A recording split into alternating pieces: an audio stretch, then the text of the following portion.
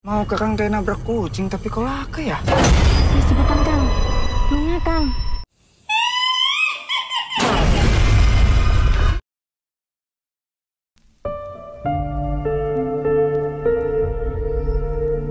Tanduk Setan adalah film antologi berisi dua cerita. Cerita pertama yang bertajuk Kelahiran dibesut oleh Amri R. Suwardi, sedangkan cerita kedua, Kematian, lahir dari kepala Bobi Prasetyo. Bagaimanakah kisah lengkap dari film ini? Langsung aja kita masuk ke videonya. Hayu, meluncur!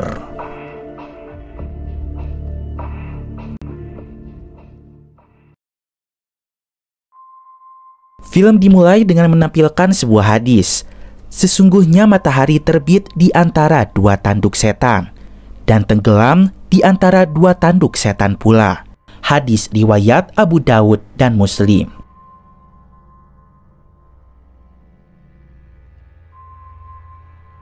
Segmen 1. Kelahiran. Film dimulai dengan seorang perempuan bernama Sumirah yang tengah akan melahirkan. Saat itu sudah datang seorang dukun beranak bernama Bibi Darisa yang akan membantu proses lahirannya. Pura ya? Iya, Bi. Suwe. So, ya ti, si sungke mulus sing subuh ta? Iya, Bi. Apa sing sore? Oh, mules maning, ilang maning. Sebagai suami siaga, Jaya dengan sigap membantu semua kebutuhan proses lahiran. Seperti menggelar tikar, menyiapkan kasur, sampai memasang spray agar istrinya merasa nyaman.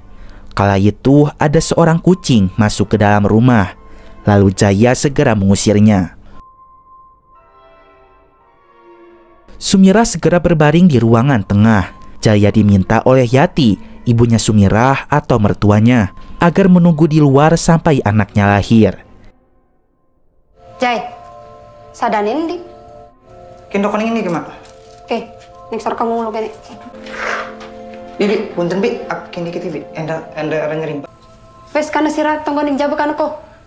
Ya Bu. Akan menawi rabi siragen gancang lerakan nih. Beberapa lama kemudian, di luar Jaya dihampiri oleh ibu tua yang ternyata ibu itu bernama Uwasarna. Dia adalah kakak dari ibu Yati. Masya Allah, terus kan? Ibu gede sira, Uwasira. Iki, Waira. Uwasarna terkenal sebagai orang sugih. Ia kerap memberi amplop dengan ukuran tebal. Oh, sing amplopnya segede kan ya? Oh iya. Iku sing sugih. Saat itu ia pun berkunjung untuk menyaksikan proses lahirannya anak Sumirah.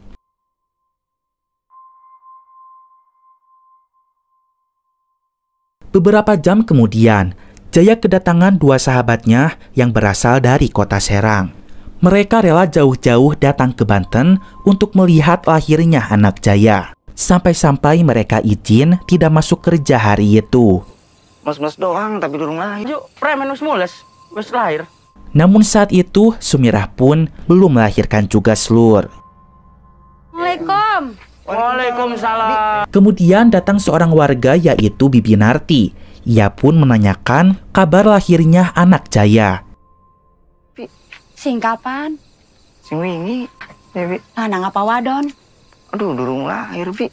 Lalu Bibi Narti memberikan buah tangan sebagai ucapan selamat karena sebentar lagi Jaya akan punya anak dan juga jadi seorang bapak. Wis, mamangan sing ora-ora ku tinggalaken.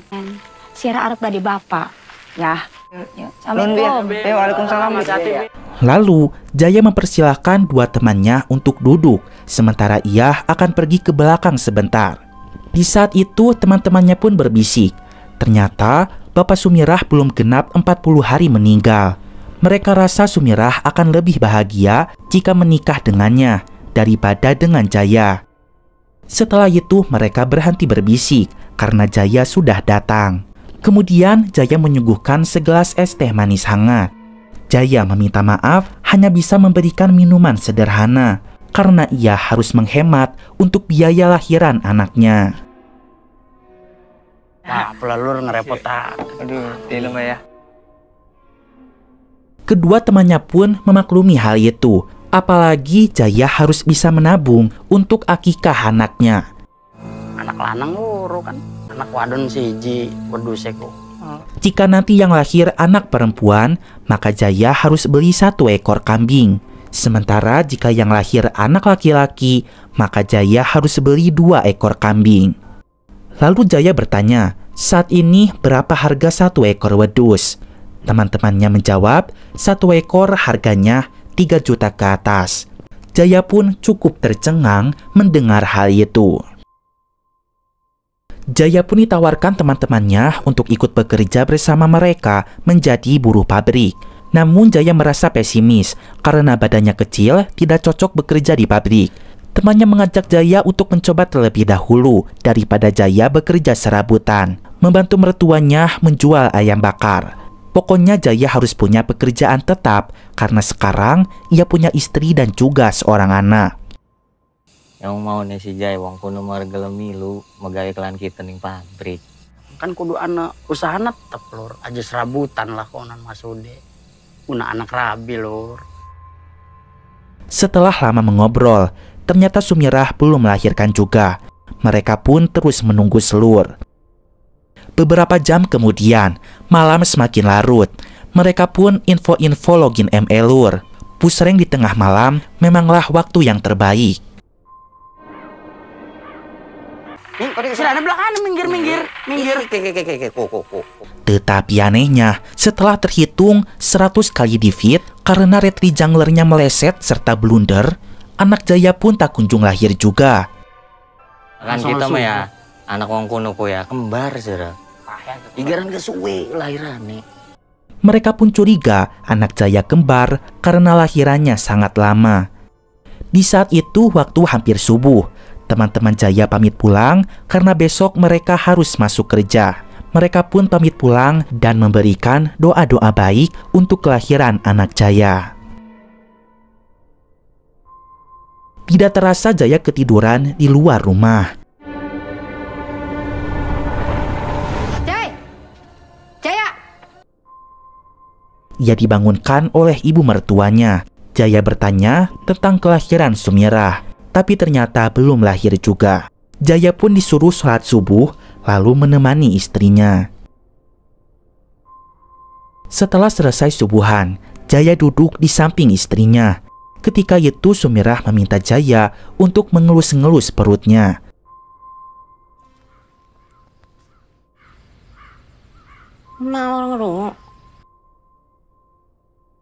Tidak lama dari itu, Sumirah mendengar suara burung gagak.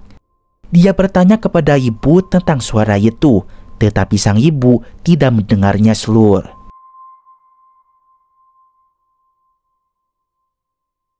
Waktu terus berjalan, matahari mulai naik ke atas awan. Sumirah masih tetap mendengar suara burung gagak itu.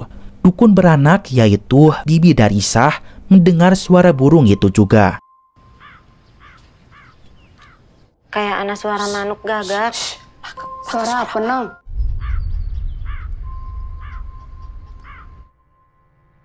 Lantas ia pergi menuju halaman belakang rumah.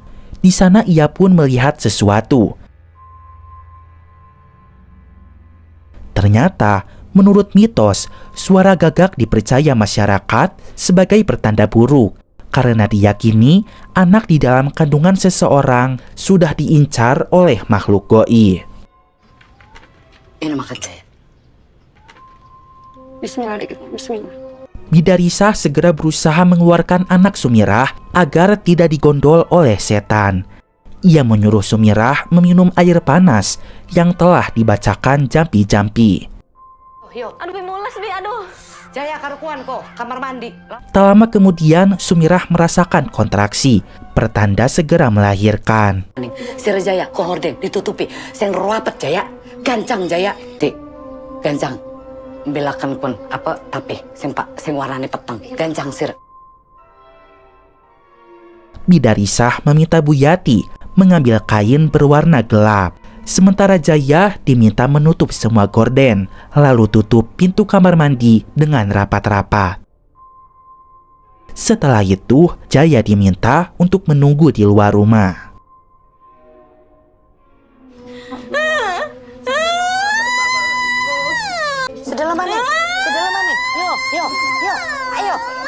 Nah, Beberapa lama kemudian, ternyata Sumirah belum melahirkan juga. Bu Yati keluar dari rumah meminta Jaya mencarikan sebuah mobil karena Sumirah harus dibawa ke rumah sakit. Singkat cerita, Jaya pun berhasil meminjam sebuah mobil untuk mengantar istrinya. Sebelum pergi ke rumah sakit, tetangga pun berdatangan. Mereka merasa iba melihat Sumi yang terlihat menderita. Terutama ada warga bernama Binarti. Dia merasa kasihan, takut perut Sumirah dibelek di rumah sakit.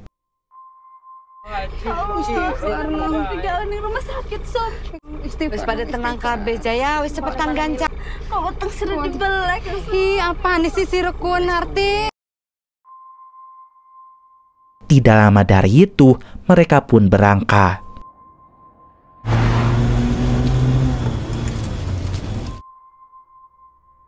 Di hari itu, ada sebuah hajatan, sehingga jalanan biasa yang kerap dipakai menuju kota ditutup sementara. Pak, apa dikit? Lewat, Pak. Gue sing belah kiri, Pak. Karena anak selajat, Pak. Oh, Lewat kan, ambil Pak? kota. Lihat, ini bisa. Bisa. Oh iya, Pak. Lupa ya. Akhirnya Jaya memakai alternatif jalan yang lain. Di pertengahan jalan, Jaya pun melihat ada seekor bapak tua dengan sepeda ontel pengangkut kayu yang menghalangi jalanan. Jaya terus memberikan klakson menyuruh bapak itu menepi. Woi, betok! Woi!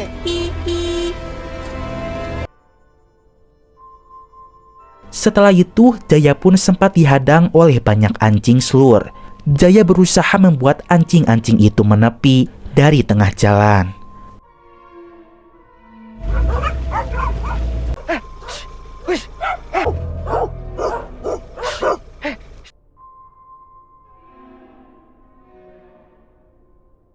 Seketika mobil mogok, lalu terlihat bapak pembawa kayu tadi tiba-tiba sudah ada di depan mereka.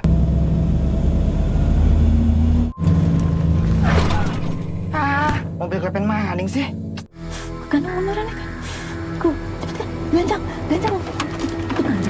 Bapak itu tampak mendekati mobil mereka, Lur. Sumi merasa takut bapak itu akan mencelakai mereka. Namun semuanya baik-baik saja. Kok kan apa-apa? Ngerpa-apa je. Kemudian ketika perjalanan dilanjutkan, tiba-tiba ada seorang kucing melintas ke tengah jalan. Jaya melakukan rem dadakan karena merasa telah melindas kucing. Tetapi setelah dicek, kucing itu seketika menghilang.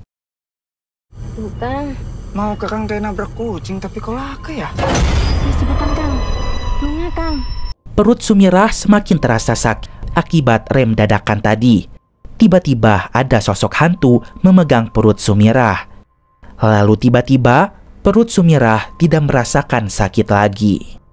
Oh, emang anaknya doyan main-main, ya kan? Penuh. Wis ora maning.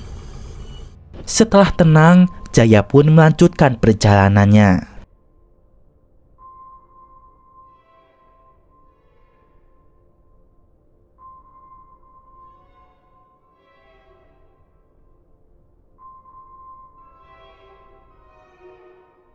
Adegan beralih kepada Sumirah yang baru saja bangun dari tidurnya. Ternyata mereka sudah sampai di rumah sakit. Saat itu Sumirah melihat terdapat keranjang bayi. Lalu ia sadar suaminya tidak ada di mobil.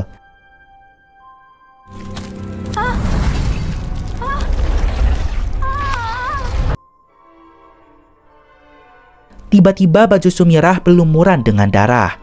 Air ketuban seketika pecah mengalir melalui pintu mobil. Namun ternyata itu hanyalah mimpi.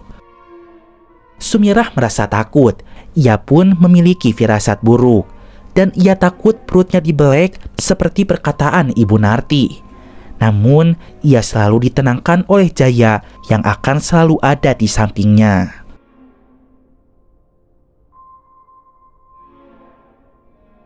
Sumirah dan Jaya lalu masuk ke dalam rumah sakit. Tampak suasana ramai saat itu.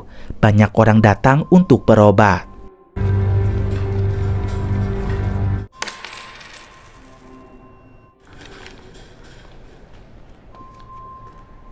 Lalu mereka melihat ada orang menjatuhkan uang koin. Kemudian Jaya bingung bagaimana cara mendaftarkan istrinya. Tanpa sadar, ada pasien anak kecil berjalan di belakang Jaya. Lalu, mereka dihampiri oleh seorang suster cantik, namanya Suster Ayu. Jaya hampir hilang fokus karena dibuatnya.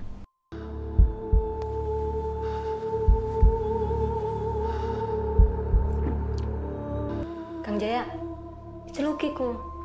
Permisi Pak, Bu. Ada yang bisa saya bantu? Istri saya mau melahirkan. Oh, baik. Ibu silakan duduk. Sumirah pun diminta untuk duduk di kursi roda yang telah disiapkan. Lalu mereka segera masuk ke dalam ruangan karena keadaan Sumirah sudah darurat. Oh, nggak usah Pak. Ini kan berhubung keadaannya darurat, jadi lebih baik istri Bapak segera ditangani. Pak, Sus, ini nggak ada daftar-daftar dulu apa gimana gitu, Sus? untuk permasalahan administrasi dan pendaftaran, biar nanti disusulin aja dengan saya, Suster Ayu. Mari Pak, Bu. Di lorong rumah sakit, mereka pun berhenti karena Suster Ayu akan membantu seorang kakek berjalan menuju ruangannya. Bapak, kan tadi saya udah bilang jangan keluar. Pak, sebentar ya. Di saat mereka sedang berduaan, Sumirah bertanya, apakah Jaya senang dengan kelahiran anak ini? Jaya menjawab senang, namun wajahnya tidak berkata seperti itu. Ternyata Slur, anak yang dikandung oleh Sumirah, adalah anak dari hasil di luar nikah. Dalam arti lain, Jaya dan Sumirah menikah karena mereka kebablasan. Tetapi Jaya berjanji akan tanggung jawab membesarkan anak mereka sampai ia besar. Kemudian Suster Ayu datang lagi, tapi kali ini ia bersama dokter dan juga rekan suster lainnya. Siapa namanya, Bu? Sumira, Bu Dokter. Pak Jaya, perkenalkan saya Dokter Umu, Suster Ayu, Suster Melati, Suster Suci yang akan menangani persalinan istri Bapak. Ya pasti dong Suster Melati, bapak ibunya aja cakep-cakep gini. Ibu hamil aja cantik, pasti bayinya manis. Yang penting kan bayinya sehat ya, Dok? Dokter itu bernama Umu, lalu ada Suster Melati dan juga Suster Suci. Mereka segera membawa Sumirah ke ruangan persalinan, sementara Jaya diminta menunggu di luar dan ikut bersama Suster Ayu untuk mengurusi masalah administrasi.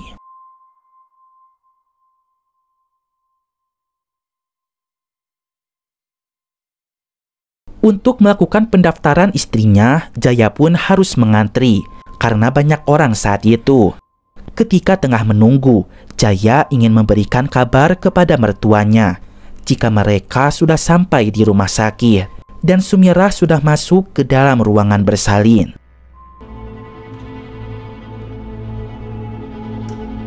Lalu, Jaya memotret keadaan sekitar rumah sakit, berniat menunjukkannya kepada Ibu Yati. Namun, foto yang baru saja ia tangkap berubah menjadi hitam gelap. Mertuanya seketika menelepon, lalu Jaya mengangkatnya. Halo, Mak? Halo? Namun tak lama telepon itu terputus karena kendala sinyal. Jaya keluar dari rumah sakit, berusaha mencari sinyal. Tidak lama, ia pun dihampiri oleh tukang beca. Jaya dianggap ingin tumpangan, padahal sebenarnya ia mengangkat tangan karena sedang mencari sinyal. Hei Kang, yuk lah, apneng di tata kantor. Iya, kita nyelukang kita lagi ngelatih sinyal. Wong ngelatih sinyal jening kene. Tukang beca bertanya apa yang sedang Jaya lakukan di tempat ini. Jaya menjawab sedang menunggu istrinya lahiran. Seketika, tukang beca itu tercengang mendengarnya. Ternyata rumah sakit ini bukanlah rumah sakit biasa Slur. Di ruangan persalinan, Sumirah pun mengalami kejanggalan. Mula-mulanya, Sumi disuruh untuk melepas jilbabnya. Lalu, ia dihampiri oleh Dokter Umu beserta ketiga suster itu.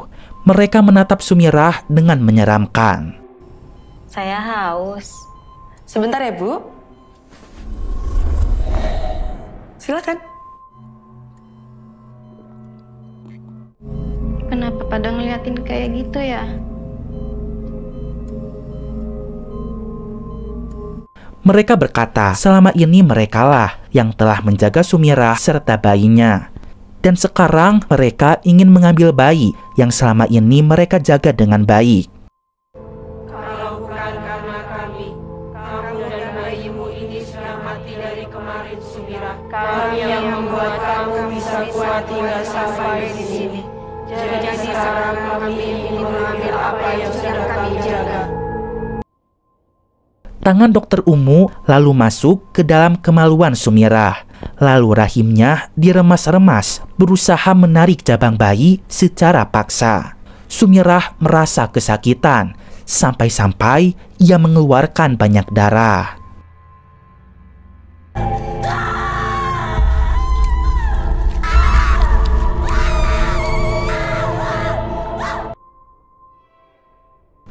Di sisi lain, Jaya kembali masuk ke rumah sakit.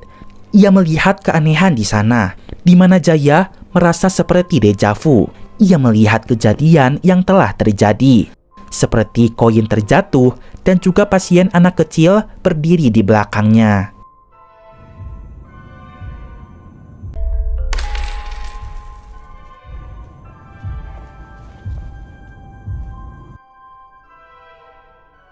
Jaya tidak mau berpikir aneh-aneh. Dia pun terus mengantri untuk menyelesaikan administrasi. Ketika Jaya lengah, terlihat semua pasien berjalan secara mundur. Lalu mereka tak bergerak bagaikan patung.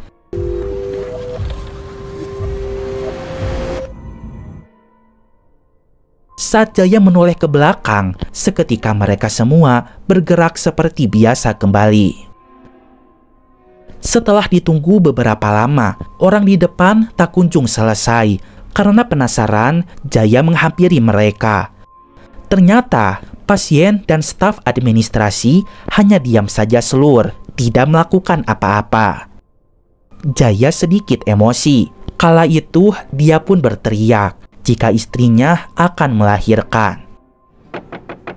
Bu, ini disengaja-sengajain apa gimana ya, Bu? Ini banyak yang ngantri loh, Bu. Bu, tolong ya, Bu. Saya mau nemenin istri saya lahiran. Mendengar kata lahir, seketika semua orang menatap ke arahnya. Bahkan, orang-orang yang sedang duduk tiba-tiba berdiri selur. Jaya pun diberikan beberapa kertas formulir yang bertuliskan darah manis. Seketika semua orang itu menghilang dan suasana rumah sakit menjadi berubah. Ternyata bangunan rumah sakit itu sudah lama kosong selur. Terlihat sebenarnya Jaya hanya sendirian di sana dan suasana sangat gelap dan juga suram.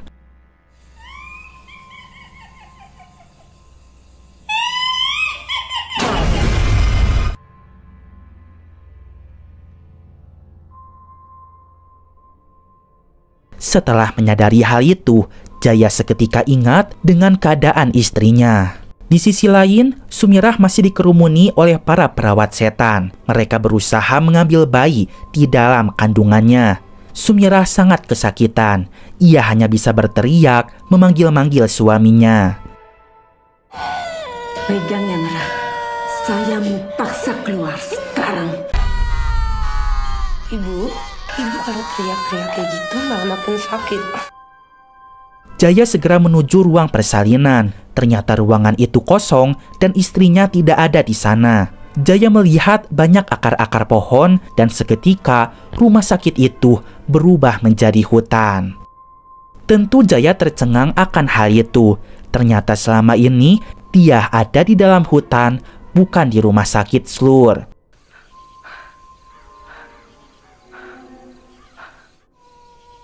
Sumirah!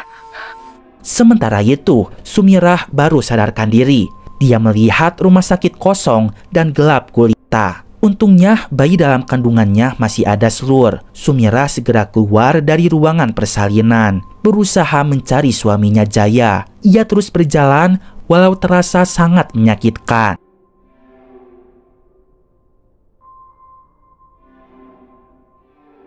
Di lorong rumah sakit, ia pun bertemu dengan kakek itu lagi, yang mana ternyata dia adalah setan.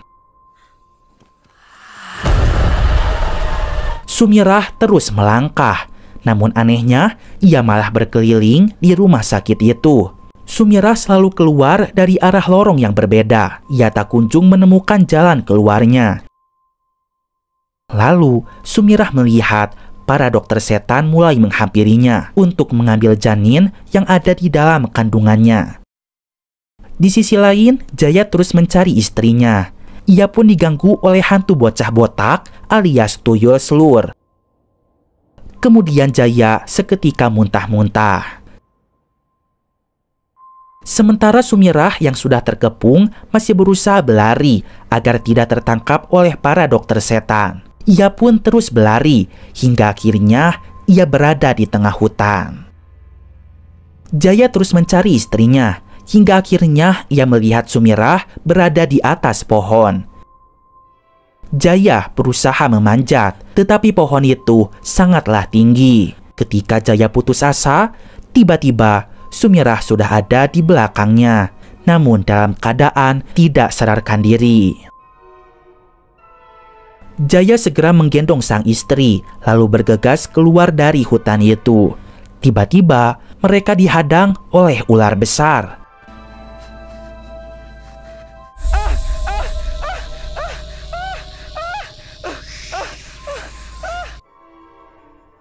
Awas Lur, itu di kaki ada apaan tuh? Jaya kemudian memutar badannya, berusaha mencari jalan lain. Namun tiba-tiba muncul banyak kuntilanak mengepung mereka dengan suara tertawa yang sangat menyeramkan.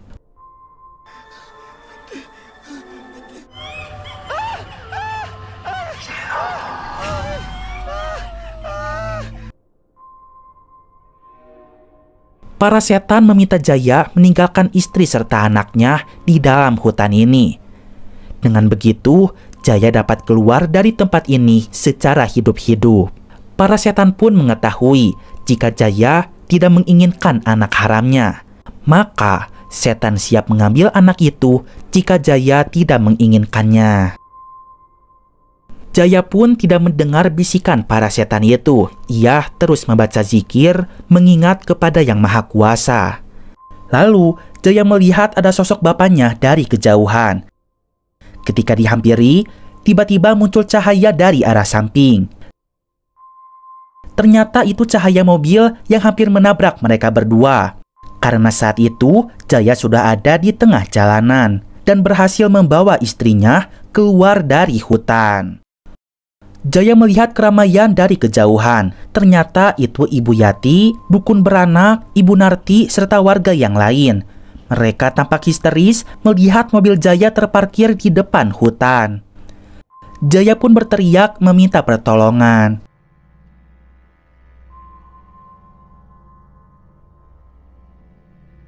Sumirah segera diangkat ke atas mobil pick-up karena bayinya hampir keluar. Tidak lama, Sumirah sadarkan diri. Ia pun langsung merasakan sakit. Kemudian, Sumi langsung menghejan, mengeluarkan anaknya.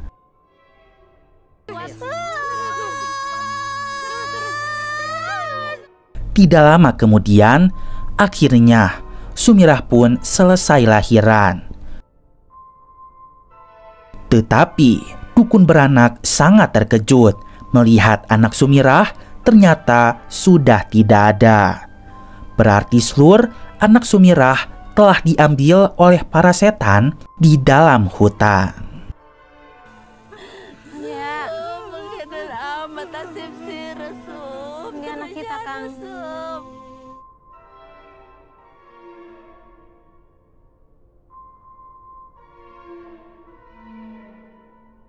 Segmen 2, Kematian. Setelah cerita tentang kelahiran, film ini pun akan memperlihatkan kisah tentang kematian. Kisahnya dibuka dengan perempuan bernama Ibu Laila yang tengah mengalami sakaratul mautnya. Ia kesulitan menghadapi ajalnya karena ternyata Ibu Laila adalah perempuan pengguna susuk kecantikan. Alasan Ibu Laila menggunakan susuk karena saat dulu dia adalah seorang penari. Dengan menggunakan susuk itu, Ibu Laila mendapatkan banyak pelanggan sehingga bisa mencari banyak uang untuk menghidupi keluarganya. Namun nahas ketika sakaratul mautnya, ia merasa sulit dan terasa sangat menyakitkan. Istighfar, Bu. Astagfirullah. Astagfirullah. Ibu Laila memiliki 2 orang anak, yaitu Nur dan juga Haryo. Nur adalah perempuan buruk rupa sehingga selalu menutup wajahnya. Kala itu, Nur menyuguhkan segelas es teh manis hangat. Kemudian, ia mengumpulkan warga untuk membaca Yasin bersama. Karena Slur, menurut kepercayaan orang Islam, surat Yasin mampu mempermudah kesulitan seseorang yang mengalami sakaratul maut. Tetapi Slur, setelah dibacakan surah Yasin, Ibu Laila masih kesulitan menghadapi ajalnya. Rasa sakit luar biasa terus ia rasakan. Sementara anak laki-lakinya, yaitu Haryo, datang ke rumah dukun tempat dulu ibunya memasang susuk. Sayangnya, dukun yang memasang susuk di wajah Ibu Laila sudah meninggal Slur, dan kini hanya tinggal anaknya saja. Susuk itu pun hanya bisa dicabut oleh orang yang memasangnya. Ibu saya baru bisa meninggal kalau susuknya sudah dicabut, Pak. Mbah Taliman sudah meninggal. Beliau bapak saya. Sudah 2 minggu ibu saya sekarat, Pak. Saat itu, anak dari sang dukun berusaha membantu. Ia melakukan ritual untuk mengeluarkan susuk dari wajah Ibu Laila. Alih-alih berhasil, ia malah diserang sampai tubuhnya terdorong ke arah belakang. Dukun itu pun meminta maaf karena ia tidak dapat membantu. Haryo segera menelepon Nur. Ia berkata mereka sudah mencoba mengeluarkan susuk itu, tapi nahas gagal. Nur mengatakan tenang saja, biarkan ia yang membereskan ini semua. Nur tidak tega melihat ibunya menderita. Supaya rasa sakitnya segera berakhir, Nur pun memutuskan untuk membunuh ibunya. Kala itu, wajah ibu dibekam oleh bantal yang dilakukan oleh Nur, anaknya sendiri. Bapak hanya diam dan melihat pemandangan ironis itu. Nur cuma pengen ibu tenang. Beberapa lama kemudian, akhirnya ibu pun meninggal dunia. Di sisi lain, Haryo masih ada di rumah dukun. Anak dukun itu meminta maaf karena tidak bisa membantu. Haryo berkata tidak apa-apa karena semuanya sudah dibereskan oleh kakaknya. Anak dukun itu bertanya, "Ibumu tidak dibunuh kan?" Ternyata Slur, jika orang pemakai susuk sengaja dibunuh, maka susuk itu akan diwariskan kepada keturunannya. Berarti susuk itu pun telah pindah ke dalam tubuh Nur. Ternyata bapak tahu tentang hal ini, namun ia hanya diam saja. Mungkin bapak sengaja agar susuk itu pindah ke tubuh Nur, supaya Nur bisa dijadikan alat penghasil uang seperti istrinya saat dulu.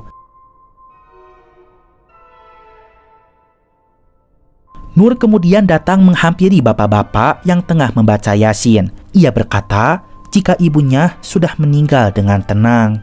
Ia sangat berterima kasih atas bantuan bapak-bapak semuanya. Ibu sudah pergi dengan tenang. Lalu terlihat wajah Nur yang semulanya buruk rupa berubah menjadi cantik karena susuk kecantikan warisan dari ibunya itu. Lalu, bagaimanakah nasib Nur saat menghadapi sakaratul mautnya nanti? Apakah susuk itu akan diturunkan kepada anak perempuannya juga? Entahlah, semua itu masih menjadi sebuah misteri. Dan film pun berakhir. Nah, itu dia seluruh alur cerita dari film ini. Jadi seluruh intinya tanduk setan di sini maksudnya adalah satu tanduk artinya kelahiran, satu tanduk lagi artinya kematian. Dalam dua kejadian itu terdapat kesulitan-kesulitan yang disebabkan oleh gangguan setan, yang mana itu berasal dari dosa mereka masing-masing. Jadi film ini diberi judul Tanduk Setan. Sebagai contoh di segmen kelahiran, proses melahirkan terasa sangat sulit karena ternyata anak itu hasil hubungan di luar nikah. Selain itu, Jaya juga belum siap menjadi seorang bapak. Bisa dibuktikan pada adegan sewaktu dua temannya datang menjenguk. Mereka membahas bagaimana Jaya tidak mau mendaftar bekerja di pabrik hanya karena ia pesimis tidak akan diterima sebab badannya kecil. Akibatnya, Jaya hanya bekerja serabutan, sehingga bingung harus bagaimana membiayai akikah calon anaknya. Dan di hari itu, Jaya dengan santai bermain game dengan teman-temannya sampai subuh, seperti tidak ada sedikit pun kekhawatiran atas kondisi Sumira. Hal ini jelas bahwa Jaya belum siap memiliki momongan. Sementara di segmen kematian, sakaratul maut seorang wanita dipersulit karena dosanya di masa lalu menggunakan susuk kecantikan. Ada banyak pesan yang disampaikan dari film Tanduk Setan ini. Sebenarnya film ini mengingatkan manusia akan dosa yang pernah dilakukan semasa hidup, namun berfokus kepada cerita tentang kelahiran dan kematian manusia. Semoga kita diberikan kebaikan dunia dan juga akhirat ya seluruh, serta diselamatkan juga dari siksa api neraka. Oke lah, cukup sampai sini dulu aja video kali ini. Mamang pamit dulu, keep enjoy, and see you.